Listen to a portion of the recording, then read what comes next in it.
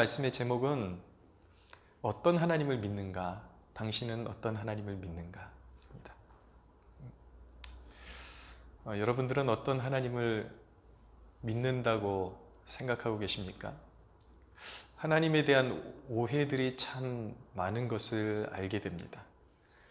하나님을 어떻게 어떤 분으로 생각하느냐에 따라서 우리의 삶의 태도들이 참 달라지게 되는데 가장 성경에 나오는 하나님을 잘못 인식했기 때문에 병폐를 경험한 한 인물에 대해서 먼저 좀 소개하려고 합니다.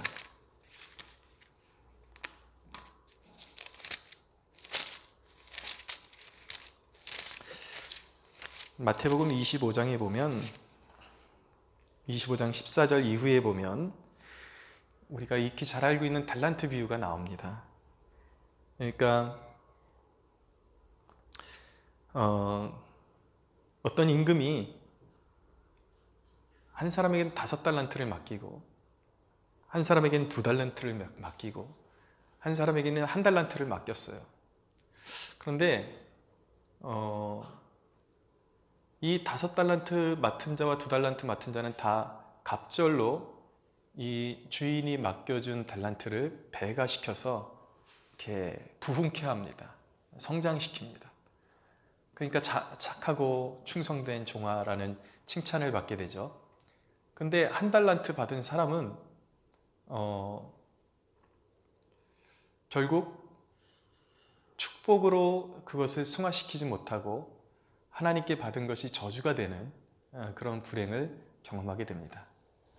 무슨 차이인가 하면 5달란트 받은 자와 2달란트 받은 자는 임금이 자신에게 기회를 주는 존재로 그렇게 각인이 된 거예요. 아무 쓰잘데기 없는 나를 불러다가 5달란트를 맡겨주고 2달란트를 맡겨준 고맙고 내 인생에 절호의 기회를 준 그런 고마운 분으로 여겨지는 것이죠.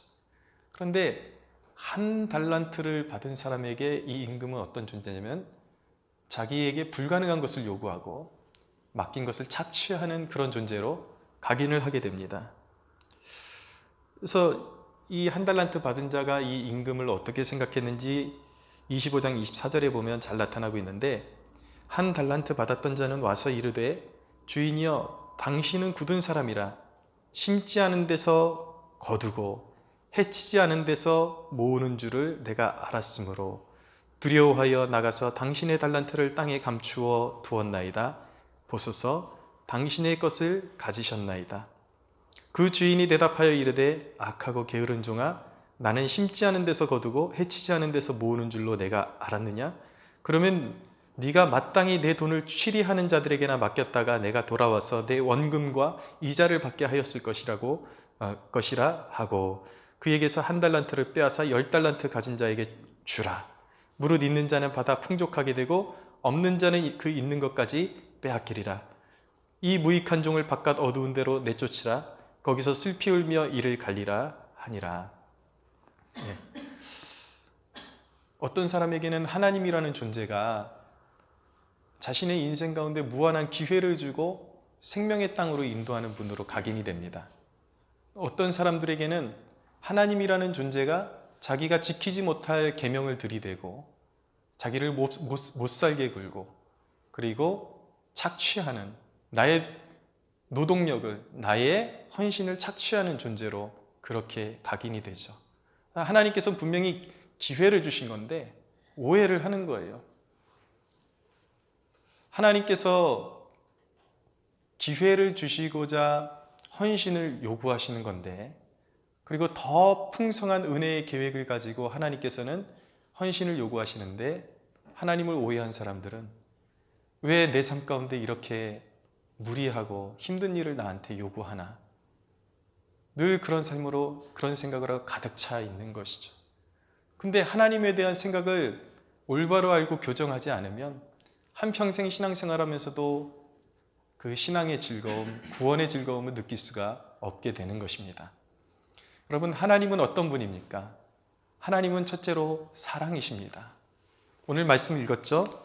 오늘 요한복음 3장 16절 저는 이 본문만 읽어도 하나님의 마음이 정말 깊이 전달되는 것을 느끼게 됩니다.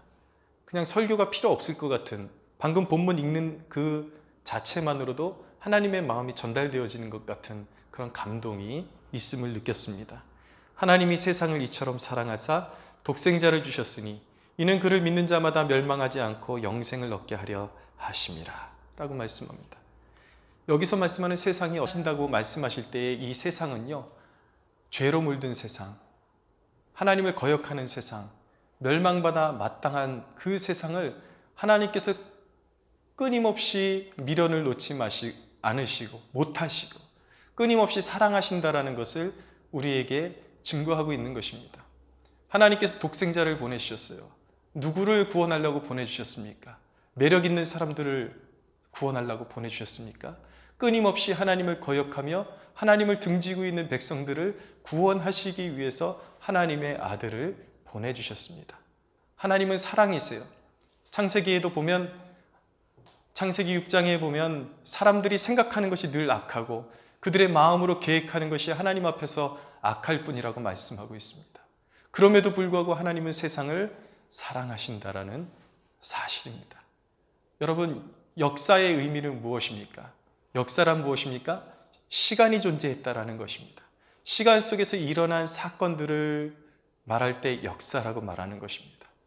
여러분, 인간이 타락한 이유로 이 땅이 멸망하지 않고 역사 속에서 계속해서 수많은 사건들이 진행되어지고 수많은 사람들이 태어나고 수많은 사람들이 존재해 왔습니다. 많은 사건들이 있었지만 그 역사를 주신 의미는 무엇입니까? 이제까지 세상이 멸망하지 않고 그대로 보존되어 있는 이유는 무엇입니까? 하나님께서 세상을 구원하시기 위해서, 하나님의 백성들을 찾으시고 구원하시기 위해서 그 구원을 포기하시 아니하시는 그 하나님의 인내가 바로 역사라는 것을 깨달을 수 있는 영안이 열리게 되기를 축원합니다. 네. 사도 베드로가 말씀하잖아요. 왜 세상이 어저께 성경 말씀대로 따지면 어저께 멸망이 오고 바로 오래전에 이미 멸망이 오고 하나님 말씀대로라면 이미 주님의 재림이 이루어졌어야 되는데 왜 아직까지도 주님의 재림이 이루어지지 않았고 그리고 역사가 계속해서 진행되고 있는가? 어떤 자들은 이런 사실만으로도 하나님을 조롱하고 하나님은 계시지 않다고 그렇게 조롱해 왔습니다. 그러나 사도 베드로가 그 상황 가운데 선포한 것은 무엇이냐면 하나님의 날은 하루가 천년 같고 하나님이 길이 참으시는 중에 모든 죄인들이 회개하고 주께로 돌아오기를 기다려 주시는 것이라고 말씀하고 있는 것입니다.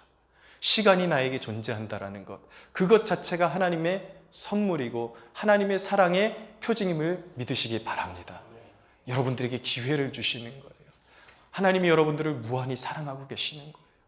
하나님이 여러분들의 삶을 더욱더 풍성하게 하시기 위해서 하나님은 여러분들에게 끊임없이 시간을 주셔서 기다리시고 그리고 여러분들을 말씀으로 격려하고 계시는 것입니다.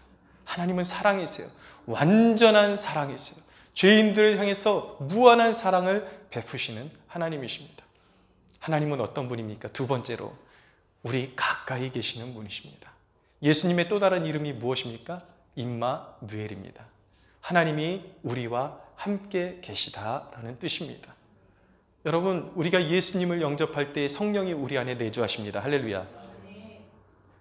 우리 안에 계십니다. 우리는 가끔 묻습니다. 당신은 어디 계셨습니까? 당신은 도대체 뭘 하셨습니까? 내가 고난당할 때 당신 어디 계셨죠? 라고 묻습니다. 그런데 성경은 말씀합니다. 당신 안에 계셨다라는 거예요. 당신 안에. 오히려 당신이 명확한 의식을 가지고 신앙 고백을 하기 전부터 당신 안에 주님은 역사하시고 주님은 임재하기 시작하셨다라는 것입니다. 여러분들 가끔 말씀 나눌 때에, 이야기할 때에 하나님 어디 계셨냐고 그런 얘기 많이 하잖아요. 근데 제가 이렇게 여러분들 한 분 한 분하고 이야기 나눌 때마다 제가 공통적으로 느끼는 게 있어요. 이미 이 사람 안에서 하나님이 오래전부터 임재해 오셨어요. 여러분들의 환경과 사람을 통해서 여러분들의 믿음을 자극해 오셨잖아요. 여러분들이 버림받은 자가 아니라는 것을 하나님의 섭리 가운데 이미 보여주셨는데 깨닫지를 못하는 거예요. 여러분, 여러분들의 믿음이 더욱더 예리해지는 축복이 있게 되기를 바랍니다. 서로 다른 은혜가 있기 때문에 어떤 사람은 더 하나님의 풍성한 은혜를 경험하고 어떤 사람은 소외되고 그런 것이 아닙니다. 먼저 우리의 마음을 점검해 볼 필요가 있는 거예요. 저는 이렇게 간증을 잘하거든요. 우리 가족들에게도 그렇고 지금 우리 교회가 이렇게 형성되어지고 있는 과정도 저에게 간증이 되죠. 왜냐하면 불가능이 이루어지고 있으니까. 그러니까 근데 우리 큰형님이 최근 저희 어머니한테 그랬다라는 거예요. 제가 막내 동생이니까 왜 환희는 기도하면 저렇게 잘 이루어지는데 내 인생에는 그렇게 기도의 응답이 그렇게 이루어지는 것 같지 않다. 그런 얘기를 하더래요. 근데 가만히 생각해 보니까 우리 큰형님 가정에요 엄청난 기적이 있었습니다. 우리 큰형수님이 이렇게 지병이 있어요. 보통 이렇게 쉽지 않은 지병이 있습니다. 아이를 낳으면 100% 죽을 거라 그랬어요. 의사가 아이를 낳을 수 없다고 말했습니다. 그런데 아이를 그 투병 중에 갖고 너무 건강하게 아이를 순산했어요. 의사가 놀랄 정도로. 저희 형님이 그 아이를 안고서 그렇게 굉장히 이렇게 눈물이 없는 사람 같은데 아이를 처음 안았을 때 눈물이 그렇게 났다라는 이야기를 들었습니다. 여러분, 이렇게 살아계신 하나님이 삶 속에 너무나도 깊이 개입하고 계신데 그것을 자신이 인정하지 못하는 것이지, 그 하나님이 임재하신 흔적을 주위에서 관찰하지 않고 거기에 대한 감사를 표현하지 않기 때문에 망각하고 있는 경우가 얼마나 많은지요. 제가 우리 종호 형제 며칠 전에 그 직장 신방을 갔습니다. 갔더니 우리 종호 형제 살아왔던 얘기를 들어보니까 굉장히 복받은 사람이더라고요. 예전부터 신앙 엇나가려고 그러면 하나님이 좋은 멘토들 붙여주셔가지고 엇나가지 않도록 하시고 계속 믿음의 중심을 지킬 수 있도록 그렇게 하나님이 그 발걸음마다 함께 해오셨던 그 흔적이 있더라고요. 그런데 본인은 만족을 못하고 있어요. 여러분, 얼마나 하나님께서 더 말씀해 주셔야 믿을 수 있나요? 하나님의 진정성을.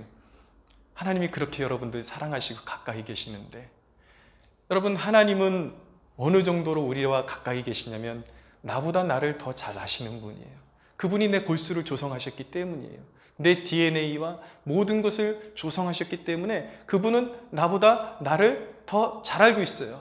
왜 우리의 인생 가운데 고통이 점철되는 것입니까? 그분의 말씀을 따라 살지 않고 그분이 계속 자극해 주심에도 불구하고 내 뜻대로, 내 고집대로 내 삶을 판단하고 스스로가 길을 판단하고 스스로가 결정하고 내 인생을 내가 주도하기 때문에 계속 고통이 점철되고 실패가 점철된 것이죠. 영적인 목마름이 끊이지 않았던 것이죠. 그러나 여러분, 하나님을 신뢰하십시오. 하나님을 신뢰할수록 내 자신을 내려놓고 하나님의 말씀을 의지할 수밖에 없는 것입니다. 할렐루야. 말씀을 의지하셔야 돼요. 주님이 여러분들 가까이 계세요. 성공적인 삶의 요결은 무엇입니까? 자기 확신이 아니에요. 난 할 수 있어. 아니요, 실패해요. 인간은 넘어져요. 인간은 고꾸러져요. 장정이라도 넘어지고 젊은이라도 자빠지고 넘어지고, 그것이 인생의 원리예요. 정해진 바예요. 왜냐하면 인간은 영적으로 소경이기 때문이에요. 능력이 없는 게 인간이에요.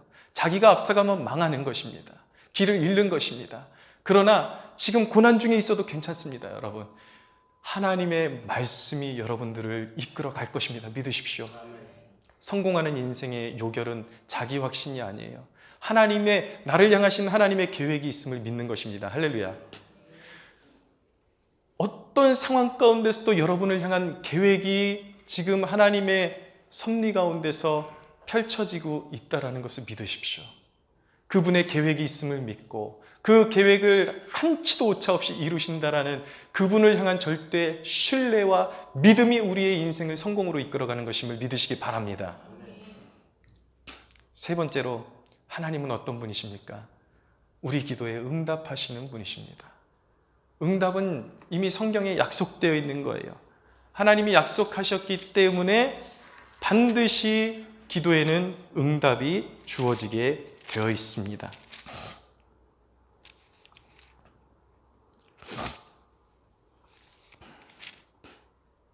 여러분, 성경이 분명히 말씀하고 있는 것은 무엇인가?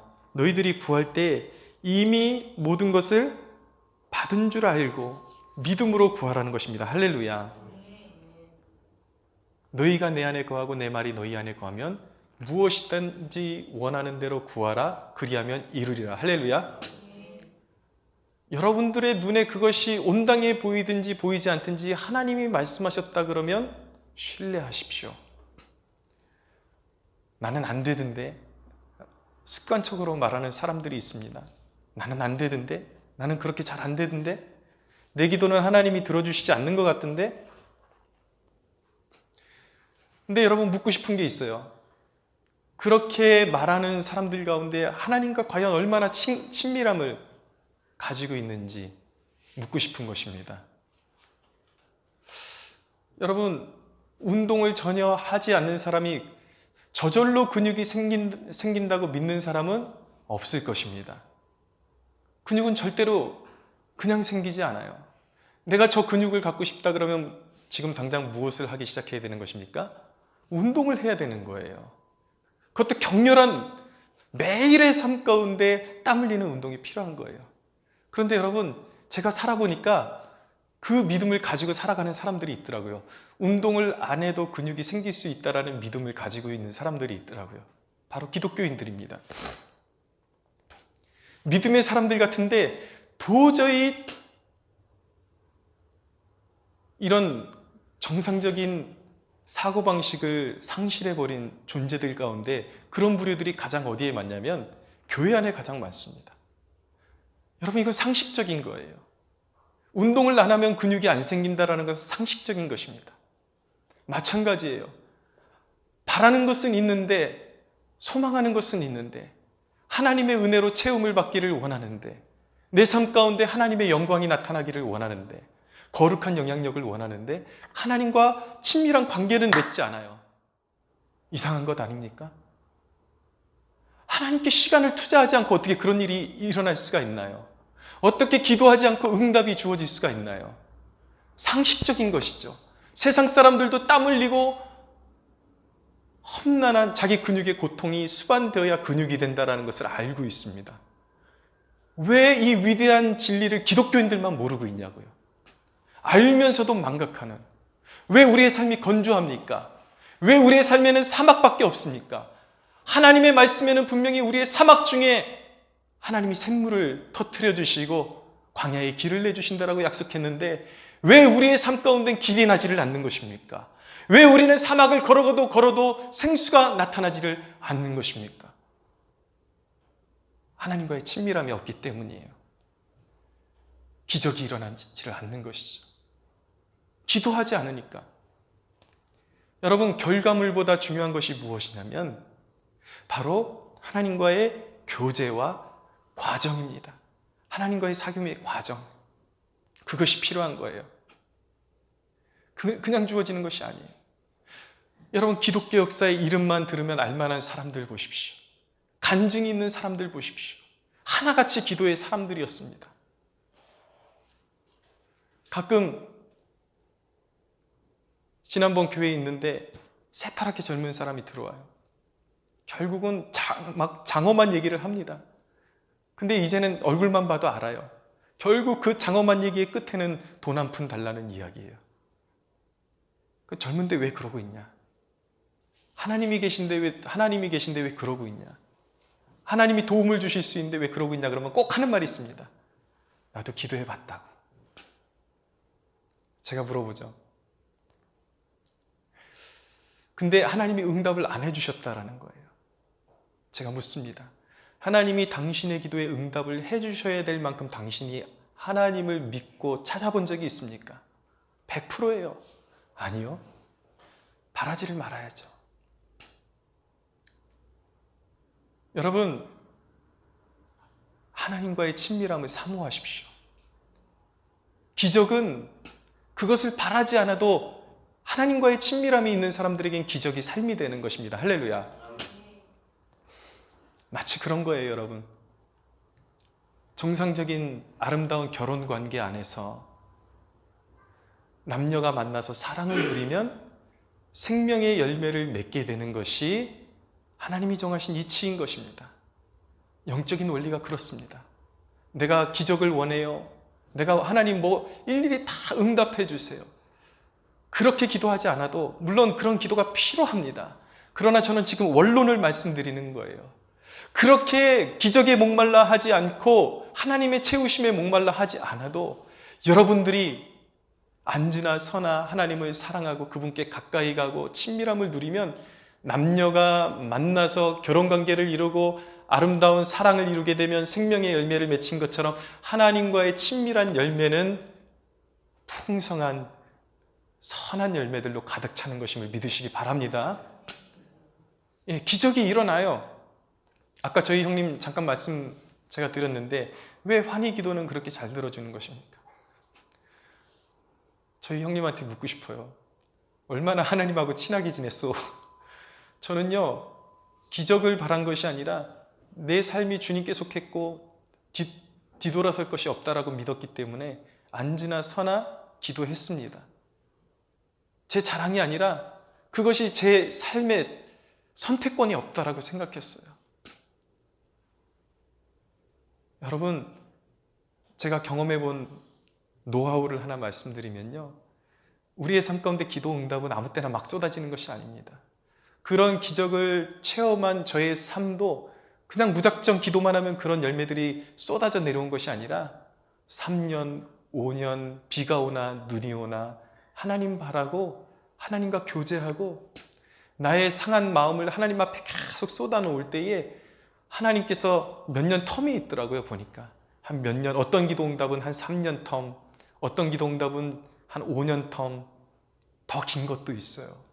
그러나 분명한 것은 무엇이냐면 그 험난한 광야의 길을 걸을 때 하나님을 믿고 신뢰하고 기도를 쉬지 않으면요, 하나님이 한번 역사하시기 시작하면 모든 묶였던 자물쇠가 하나둘씩 풀어지기 시작하는데 인간의 힘으로 풀 수 없었던 자물쇠들, 인생에 잠겨있던 그 모든 쇠사슬이 풀어지는 역사를 경험하게 되는 것입니다. 할렐루야.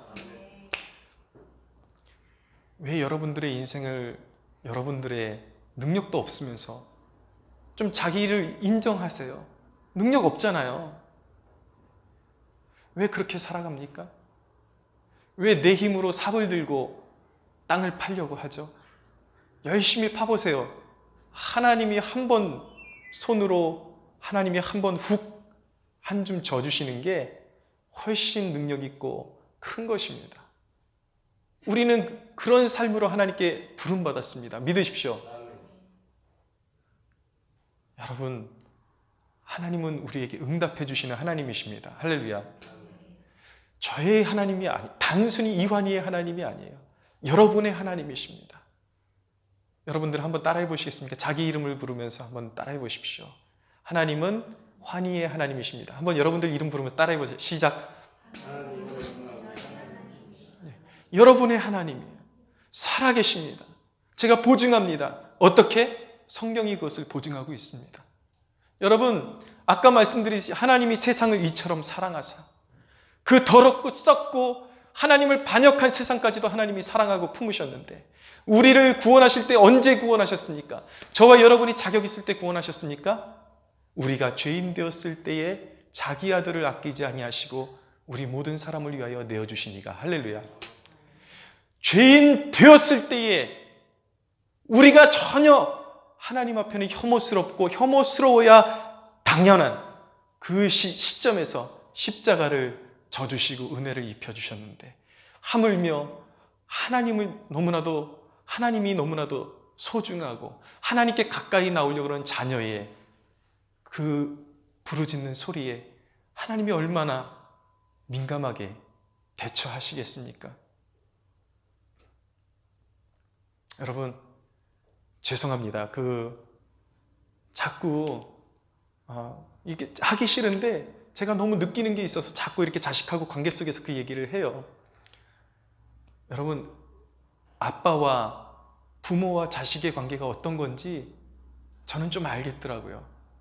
뭐 말 같지 않은 소리를 해도 애가 자잘자잘 거리면 아빠 뭐 어쩌고 저쩌고 해요 그러면 그 소리가요 자지러집니다. 진짜 막 너무 사랑스러운 거예요. 기도란 무엇입니까? 여러분들이 엄청난 어휘를 가지고 하나님 앞에 나갈 그런 부담 갖지 마세요. 하나님이 여러분들이 시간을 정하고 하나님 앞에, 하나님의 존재 앞에 입술을 열어서 고백하기 시작하는 순간 그것이 기도가 되고, 그것이 사랑이 되고, 그것이 하나님과의 친밀함이 되고, 그것이 결국 선한 열매가 됨을 믿으시기 바랍니다. 여러분들이 하나님을 어떻게 생각하느냐와 여러분들의 삶의 모습이 굉장히 밀접하게 닮아 있다는 것을 깨달으셔야 돼요. 인색한 사람은 하나님의 공급을 신뢰하지 못하는 사람입니다. 하나님이 나를 채워주신다는 것을 믿지 못하니까 움켜쥐게 되는 거예요. 퉁명스러운 사람, 말끝마다 퉁명스럽게 대답하는 사람은요, 하나님의 인자와 자비하심을 맛보지 못하는 거예요. 그러나 여러분, 하나님이 나를 진정으로 사랑하십니까? 라는 의심이 든다면 어디를 바라봐야 합니까? 그런 의심이 들 때에 십자가를 바라보십시오. 하나 사랑스러운 것 없고 가진 건 죄밖에 없는 여러분을 위해서 하신 일입니다. 갈보리 언덕에, 그 해골 언덕에 하나님의 아들이 못 박혔습니다. 손과 발에 못 박히시고 그분의 옆구리에서 피와 물이 다 쏟아져 내렸습니다. 누구를 위한 것입니까? 여러분을 위한 것입니다. 할렐루야.